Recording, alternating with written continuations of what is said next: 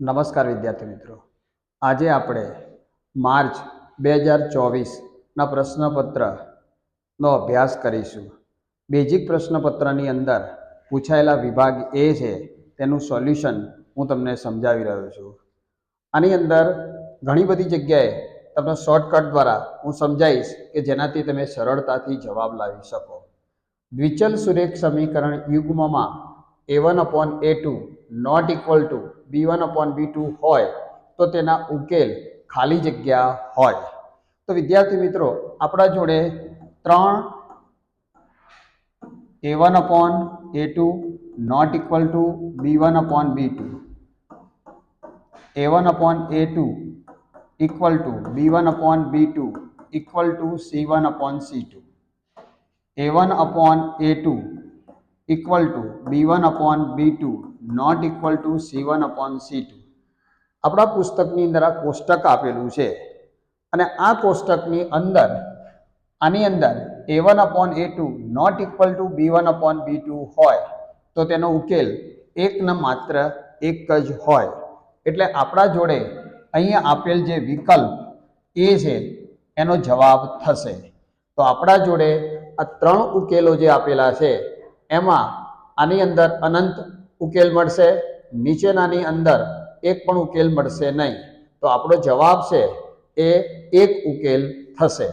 તો પ્રથમનો જવાબ આપણે માટે વિકલ્પ એ થાય.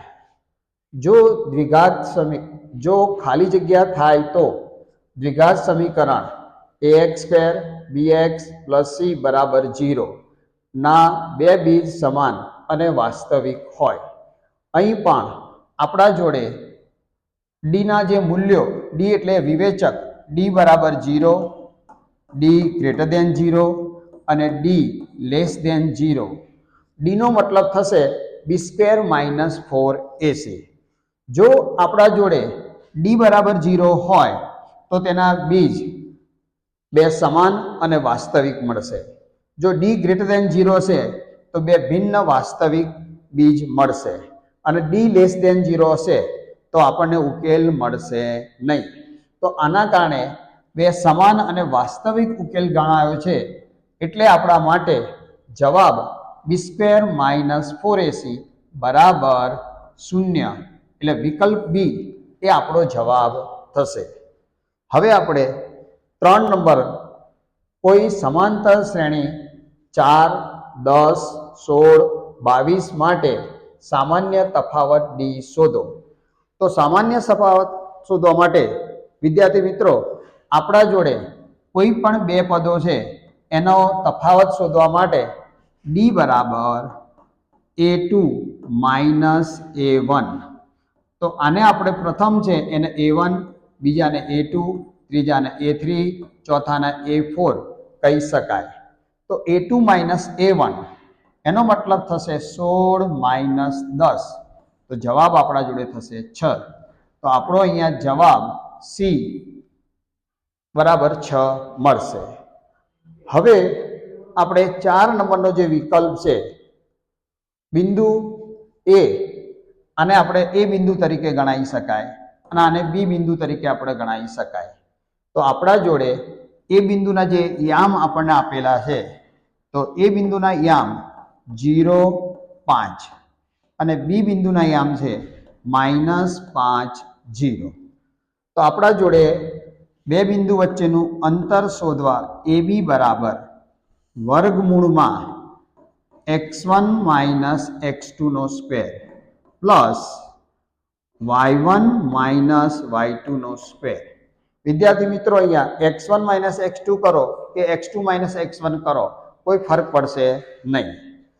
તો અહીંયા આપણા જોડે x1 છે એનું મૂલ્ય 0 છે. તો 0 માઇનસ આપણા જોડે -5 છે. આમ નિયમના માઇનસ અને પોતાના માઇનસ એટલે -+ નો સ્ક્વેર. હવે 5 - 0 નો સ્ક્વેર. તો આપણા જોડે y1 5 છે, y2 0 છે.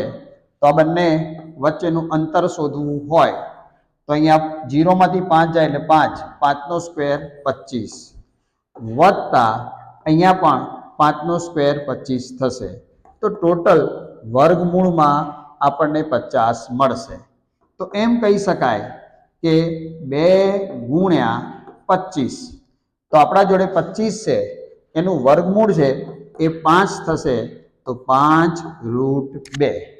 તો આપણા જોડે અહીંયા 5√2 એ આપણો વિકલ્પ બી આપણને જોવા મળે છે. તો આ આપણો જવાબ થશે. 5મા નંબરની અંદર sec square theta minus tan square theta.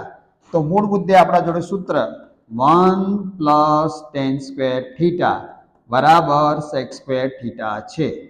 તો આપણે tan સ્ક્વેર થીટાને જ્યારે આ બાજુ લાવીશું તો 1 બરાબર sec square theta minus tan square theta.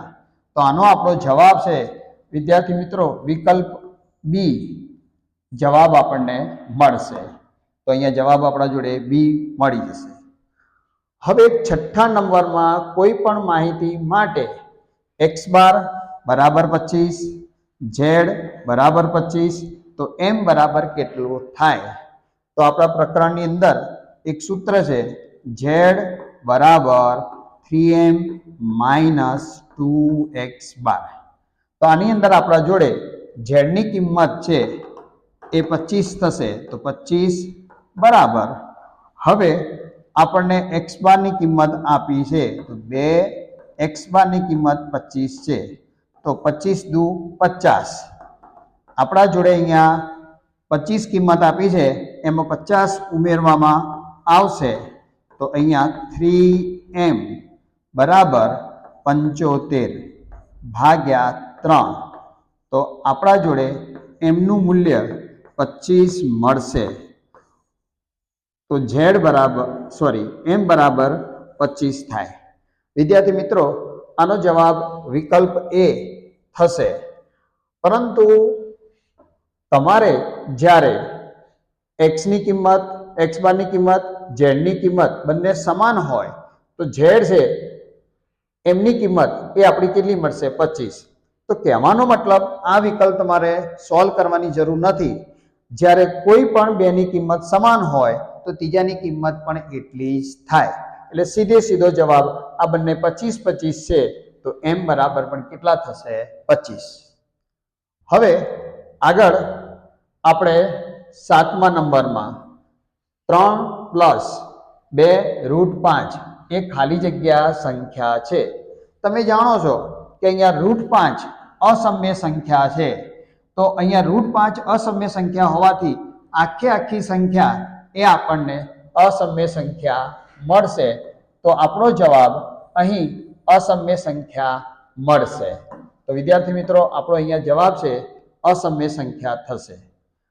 8ની અંદર દ્વિઘાત બહુપદી 4x² - 3x - 7 ના શૂન્યનો સરવાળો શોધવો છે. તો આપણે સૂત્ર જાણીએ છીએ કે બે શૂન્યનો સરવાળો મતલબ આલ્ફા પ્લસ બીટા -b/a. હવે આપણા જોડે અહીંયા આ જે x² નો સહગુણક છે તો એ બરાબર આપણા માટે 4. હવે x નો સહગુણક છે તો b બરાબર -3 અને અચળ પદ c બરાબર આપણા જોડે -7 થશે. તો આપણા જોડે અહીં સૂત્રમાં -b/a છે. તો આ માઇનસ અને -3 અને એની કિંમત આવશે 4. તો માઇનસ અહીંયા પ્લસ થશે, એનો મતલબ 3/4. તો વિકલ્પનો જવાબ છે એ આપણો 3/4 મળશે. એક સિક્કાને 3 વખત ઉછાળતા કુલ પરિણામોની સંખ્યા કેટલી મળે? તો એક સિક્કાને આપણે જ્યારે 3 વખત ઉછાળવો હોય તો એને યાદ રાખવા માટે h h h. હવે આ જે h છે એની જગ્યાએ આપણે લખીશું h h t h t h અને t h h. હવે આપણો વારો આવશે t t t. તો t t TH THT HTT તો આપણા જોડે અહીંયા કુલ 8 પરિણામો મળે છે તો આપણો જવાબ 8 થાય છે tan theta into cot theta એની કિંમત આપણે જો શોધવી હોય તો આપણે જાણીએ છીએ કે tan થીટા અને cot થીટા એકબીજાના વ્યસ્ત છે તો આપણે જવાબ કેટલો લખી શકીશું 1 ઉકેલ માટે આપણે સમજવું હોય તો sin theta upon cos theta અને cos theta upon sin theta આ મૂલ્ય આપણે tan નું અને cot છે એના સરળ સ્વરૂપમાં લખ્યું આ બંને કટ થઈ જાય તો આપણો જવાબ 1 મળશે તો આ રીતે પણ આપણે એને સમજી શકાય પણ આપણે જાણીએ છીએ કે tan theta into cot theta નું મૂલ્ય 1 થાય છે હવે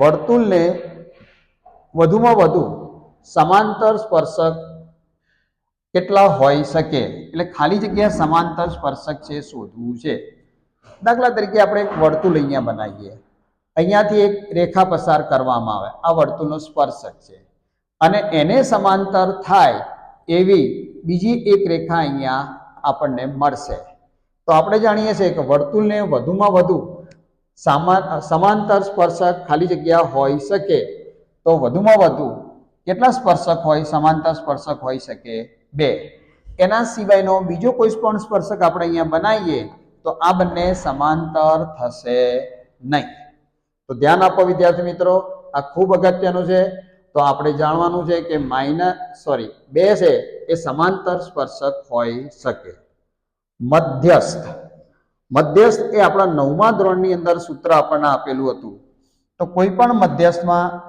અવલોકનોની સંખ્યા આપણે ગણવી પડશે 1 2 3 4 5 6 અને 7 સંખ્યા હોય તો n બરાબર 7 આ એકી સંખ્યા થઈ છે તો એકી સંખ્યાના મધ્યસ્થનું સૂત્ર n/2 તો આપણે અહીંયા n+1/2 મૂળ અવલોકન સૂત્ર આપણું થશે તો આપણા જોડે અહીંયા કેટલા અવલોકનો છે 7 + 1 ભાગ્યા 2 મૂળ અવલોકન તો 7 ને 1 8 એટલે ભાગ્યા 2 એટલે ચોથા નંબરનું અવલોકન આપણો જવાબ થશે તો પ્રથમ દ્વિતીય તૃતીય અને ચતુર્થ તો ચોથું અવલોકન આપણો જવાબ છે એ કેટલો થશે આપણા જોડે 1 આ ધોરણ 9 ની અંદર સૂત્ર આપણને આપેલું છે હવે આપણે ખરા ખોટા છે એને જોવાના છે તો અહીંયા આપણને કીધું છે કે 17 તો 17 ને આપણે જોશો 17 × 17 23 છે તો 23 × 23 અને 29 તો 29 × 29 દરેકમાં સામાન્ય કેટલું છે આપણા જોડે 1 એટલે એનો ગુસા કેટલો થશે 1 એટલે આ વિધાન શું છે સાચું પણ વિદ્યાર્થી મિત્રો એક સમજી લો કોઈ પણ અવિભાજ્ય સંખ્યાઓ બધી હોય તેનો ગુસા હંમેશા માટે 1 જ થશે તો આવા ઘણા બધા વિકલ્પો વારે ઘડીએ પરીક્ષાની અંદર પૂછાય છે તો આ ધ્યાનમાં રાખવાનું ઘણી વખતે p q અને r અવિભાજ્ય સંખ્યાઓ હોય તો તેનો ગુસા કેટલો થાય તેનો ગુસા કેટલો થશે 1 હવે આકૃતિમાં બહુપદી p of x આકૃતિમાં કોઈ બહુપદી y p of x નો આલેખ આપેલો છે આ કિસ્સામાં p of x ના શૂન્યોની સંખ્યા 2 આપી છે આપણે હંમેશા માટે x અક્ષને કેટલા બિંદુમાં છેદે છે તે જોવાનું તો x અક્ષને એક બિંદુમાં છેદે છે આ y અક્ષ વાળું બિંદુ આપણે જોવાનું નહીં એટલે આમાં શૂન્યોની સંખ્યા જે 2 આપી છે એ ખોટી છે શૂન્યની સંખ્યા માત્ર 1 જ થાય તો અહીંયા આપેલું વિધાન છે એ ખોટું છે તો આ વિધાન આપણા માટે શું છે ખોટું હવે 15મો દ્વિચલ સુરેખ સમીકરણ યુગમાં 2x પ્લસ 3y બરાબર 12, 3x પ્લસ 2y બરાબર 18, તો x પ્લસ y બરાબર 5 છે. ઘણા વિદ્યાર્થી મિત્રો આને લોપ આદેશની રીતથી x અને y ની કિંમત શોધી અને પછી 5 જવાબ લાવે છે, પણ એ બહુ લાંબો રસ્તો થઈ જાય વિદ્યાર્થી મિત્રો. આપણે શું કરવું જોઈએ? 2x પ્લસ 3y બરાબર 12 અને 3x પ્લસ 2y બરાબર 18. તો આની અંદર બંનેનો સરવાળો કરો. 5x પ્લસ 5y બરાબર 30. આખી જે સંખ્યા છે એને આપણે કેટલા વડે ભાગીશું? 5 વડે ભાગતા. તો 5 વડે ભાગશો તો x પ્લસ y બરાબર, અહીંયા 5 વડે ભાગો એટલે 6 પંચા 30. તો જવાબ કેટલો આવવો જોઈએ? 6. પણ અહીંયા કેટલો જવાબ આપ્યો છે? 5. માટે આપેલ વિધાન આપણા માટે ખોટું છે. 16મા પ્રશ્નની અંદર અશક્ય ઘટનાની સંભાવના 0 હોય તો આ વિધાન આપણું સત્ય છે. આપણે જાણીએ છીએ શક્ય ઘટના હોય તો એનું ઘટનાની સંભાવના 1 થશે અને અશક્ય ઘટના હોય તો એની સંભાવના આપણને કેટલી મળશે? 0. હવે આપણે વિદ્યાર્થી મિત્રો એક શબ્દ કે એક અંકમાં જવાબ આપવાના છે.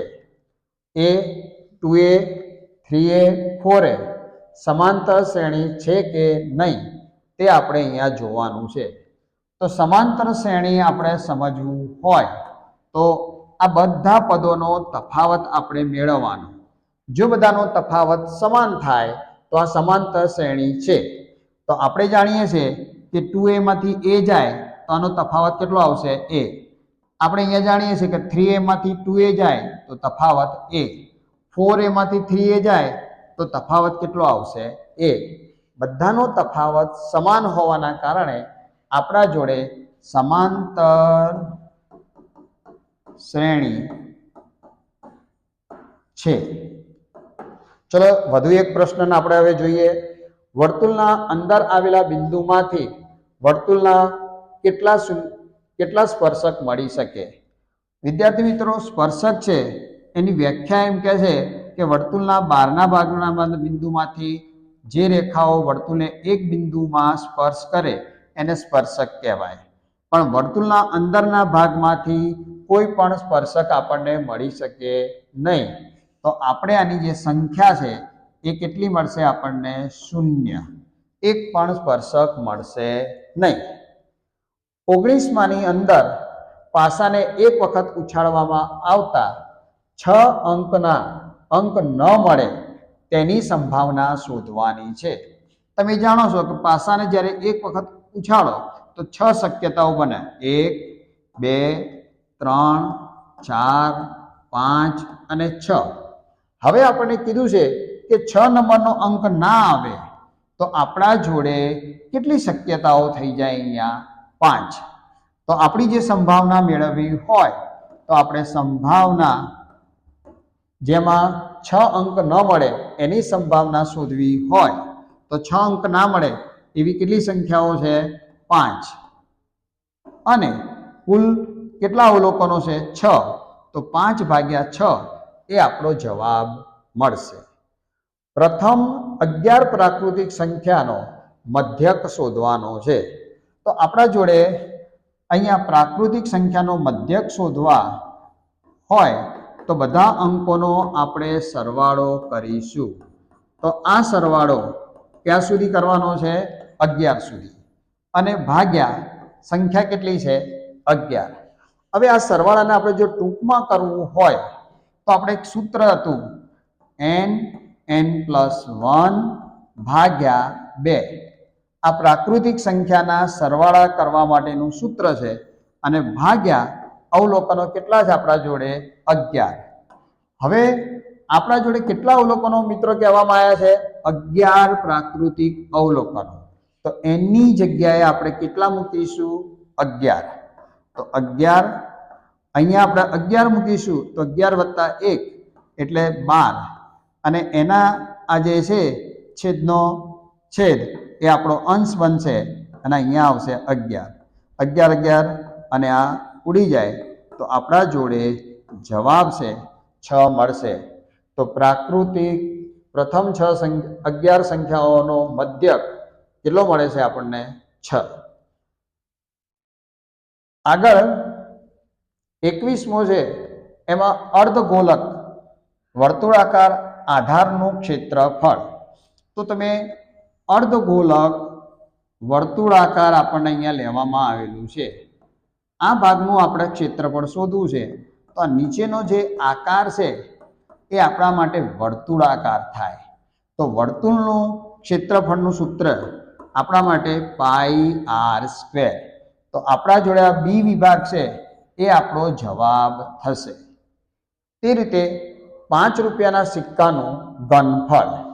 હવે સમજવાની વસ્તુ એટલી છે કે જ્યારે કોઈ પણ સિક્કાની વાત કરવામાં આવે એટલે દરેક વિદ્યાર્થીના મગજની અંદર સિક્કો છે એનો આકાર ગોળ છે. સિક્કાનો આકાર વિદ્યાર્થી મિત્રો ગોળ નહીં, સિક્કાનો આકાર નળાકાર છે. તો આપણે નળાકારનું ઘનફળનું સૂત્ર πr²h. તો આનો જવાબ આપણો વિકલ્પ સી πr² થશે. તો આ જે દરેક પ્રશ્નોમાં બહુ ઝીણવટપૂર્વક તમારે એની સમજ મેળવવી પડશે. થીટા ખૂણાવાળા વૃત્તાંશના ચાપની લંબાઈ. તો અહીંયા આપણા જોડે આ નીચેનો જે વિસ્તાર છે થીટા ખૂણાવાળો વૃત્તાંશ કહેવાય. તો એનું સૂત્ર મેળવવું, એનું સૂત્ર છે πr⁴/180.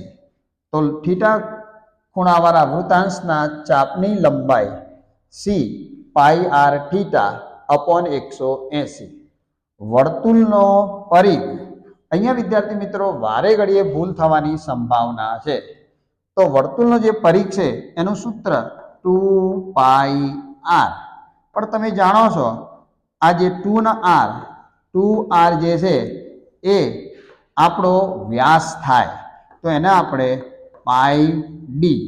તો અહીંયા આપણા જોડે πd વાળા સૂત્રો જે છે એ વિકલ્પ બી આપેલો છે. તો આ આપણે તમારે ધ્યાનમાં રાખવાનું છે. તો સોરી વિદ્યાર્થી મિત્રો, અહીંયા સી અને આ જે છે એની અંદર આપણો જવાબ કેટલો આવશે? બી. તો આ 24 પ્રશ્નો છે એને તમે આ રીતે એના જવાબ મેળવી શકો.